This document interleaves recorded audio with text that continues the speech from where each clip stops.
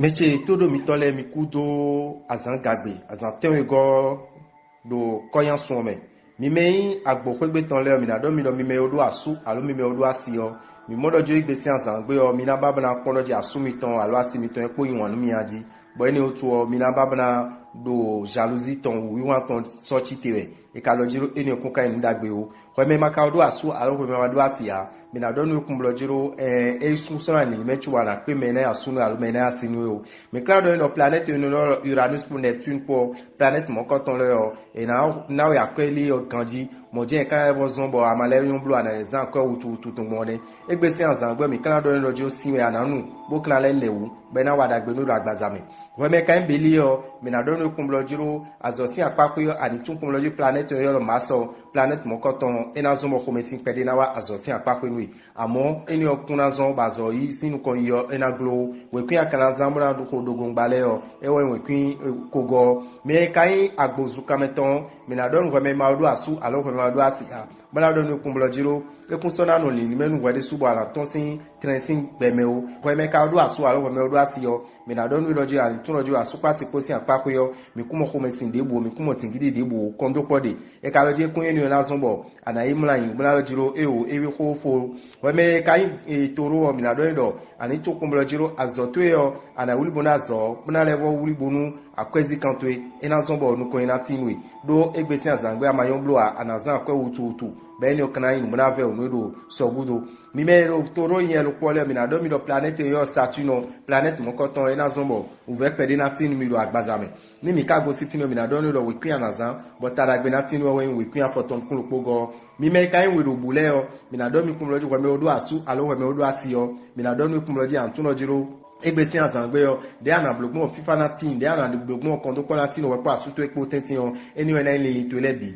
we me makado aso a we me mado asia me na do dojo wole so ekun so ni menu enu won yin si apako yo ana mo dagbede mewu ni mi ka pon akwesi apako yo me na do no woni blue dede trala amayon blue a ena howedu no yo yo escroquerie yo nu mo koton ena blue hawe won ito ni lo te nu we me shemo lo po mi kan do la mena no gan si apako yo planète yo Jupiter planète ni yo ena do alo mi bo mi na lo ganju la gbazame mi wa zo si apako yo mi na do lo planète yo Mercure yo ena zo mo nu ko ena tin la zo si apako ena zo mo li meton le gege na wiwa we kun akanaza e wa kun ma tonu ko atongo e wa nazan boda gbe na tinu we me shemo mi me kan se bo mi rodo agasale yo mi na do mi kumlo jiro mi na tun asupa si potenti mi mo kondo po awajije nkan yi tinu mi we me maka do asu alo we me ma do asia mi na do nu kun rodo we ma do nu kun won yin sin ko debudo egbesi azangbe o ni mi wa akwesi apako yo mi na do nu kun blo jiro ani tun ro e akwa ni oko yo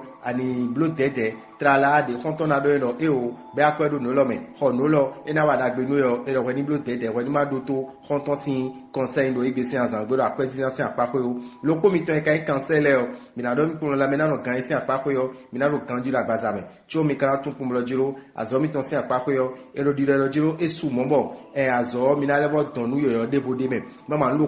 po mi na bible we binu e na zo mo mi na igudo bo e na ve onu mi we kwi mi kan zan e we kin tatongo mi me kan kini le o mi na do mi kun lojo ko me odo asu alo ko me odo asio mi mo lojo ko me sin pede na wa su pa si potentin bo mi ma yon blue a ko me sin na lewo sin wu mo do igbesi azangbe won me de obesin gidi o me de o sin abe o e na zo mo FIFA na wa kun do me we me kan lion bu ma do asu alo bu ma do asia mi na do ni kumblo jiro gan ko ilo medion ado nukundo nu mo koton e me na asunu me na asinu bo me mo koton ko e ko na no ko si zade gbada eni o ado nukundo e ka loji we ni bo blo tede mama alamo me de ban vesin lo ko fo esin bo fie e kana so ido na jodo ba na ajayo e na ve onwe lo ko mi ton e ka lion le o mi na do mi kumblo jiro akwesi apako yo mi ni tu kumblo jiro mi na do du deji akwesi apako mo na blo benefice gege do egbe do akwe mi ton si apako ni mi ka kon la me na no gan si apako yo mi na tun ojo ko me sin o mi na jodo do ko me sin na suponu mi wa azo sin apako yo mi na do mi kumblo jiro mi me ko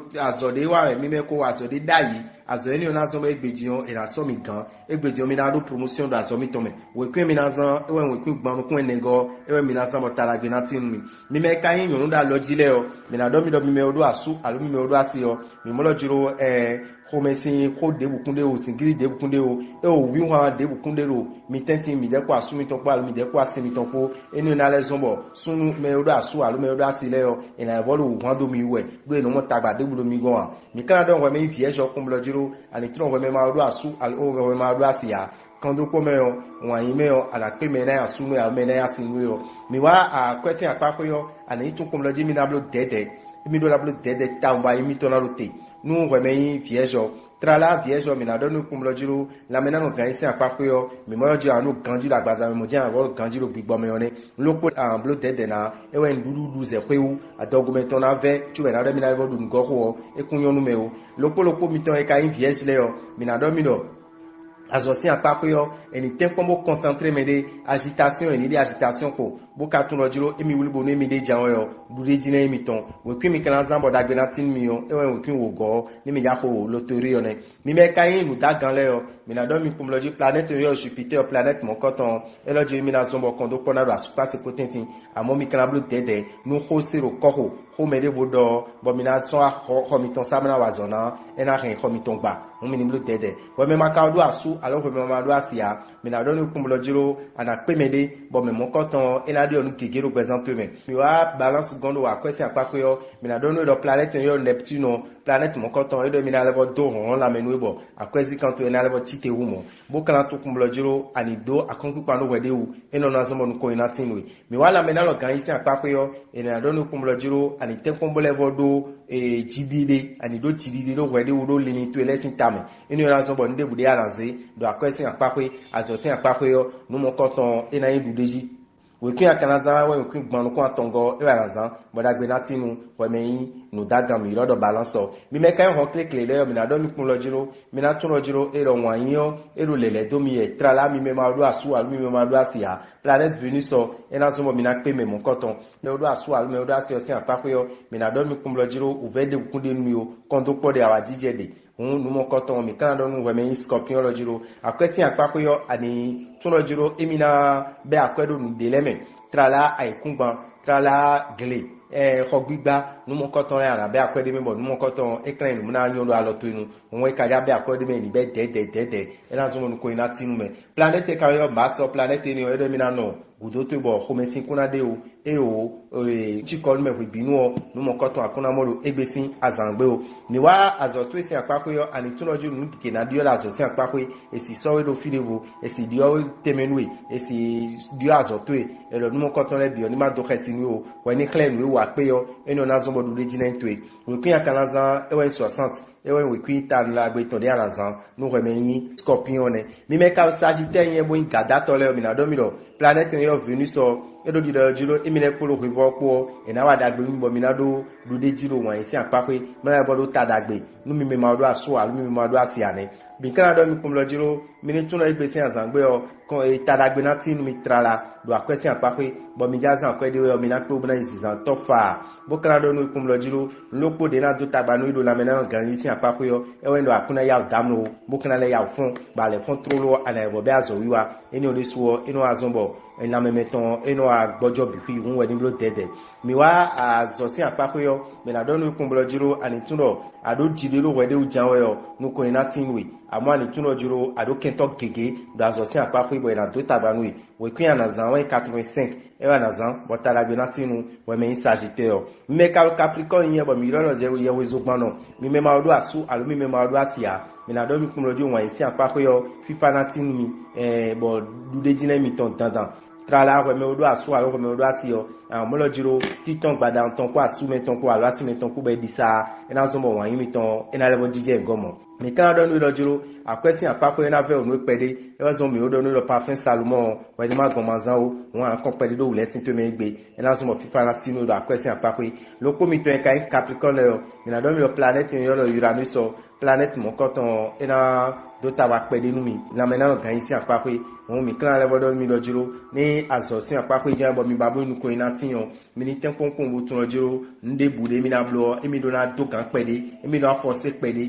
eni na so mo nu ko ina tinu mi amo ekun doji na force o zomo na ra po mo la ko mesin o we kin akanazan e we kan de nu ko enego mi me kai 50 le bo mi yo verso bo do asu alo do asio mi na moloji asu kwasi pole o mi na tekon bo nu kigena de la khomiton we nu kigena de o khomiton sa bo fifa na wa ko ndo mo ko to me we me maka do asu alo ko me ma do asia mi na do ro jiro ababuna pe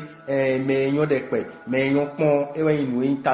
tatu me kan ko lo me bo ababuni asinu alo asunwe o bo kana do nu we me verso ko mo jiro egbesi azangbe ani turo akwesi apakoyo pepepe akoyo anazan town anazan kegeton amo ko ni bele tuno ju de azangbo mo jara ebo yin mi mo toro tento me gbon ne bo kan tun kum lo ju la mena gan yin si apakoyo mi mo lo ju ina ru kan ju la gbaza me bo ni kale bo be sport pele biblo ina zo mo ko ina tin me lo ko mi tun kan verso le o mi na do mi la so si apakoyo mi tuno tada gbe na tin mi nu ko ina tin mi on lo ko de ro bibio mi yo e won ya kompipan courage ewe minado boda gbenatini we kwen mi kalanza we kwi afoton ko atongo ewe minaza bodu de jine miton mi me poisson le minado mi kumblo jiro we me odo asu alo we me odo asio mi molo jiro kondo ko la supa se potenti awa jijede cho mi me maka odo asu alo mi me ma odo asile a minado mi kumblo jiro mi ni tuno jiro enawa bo kan fo ilo medion mina pe me na miton bo mi je pe ko mina no kosin jan de gbada e ku so ni me chu mi na pe o